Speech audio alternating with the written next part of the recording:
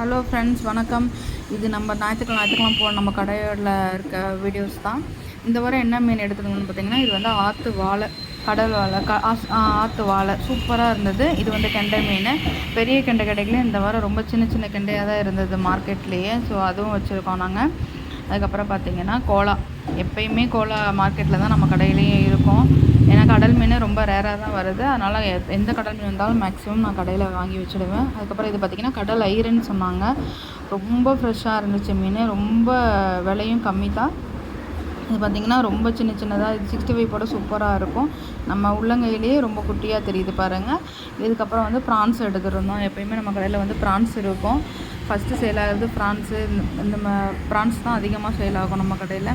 அப்புறம் பார்த்திங்கன்னா நெய் மீன், ஃபங்கஸ்ன்னு சொல்லுவாங்க, நெய் மீன் இருக்குது. அப்புறம் பாப்புலெட்டு, பாறை மீன் சொல்லுவாங்க.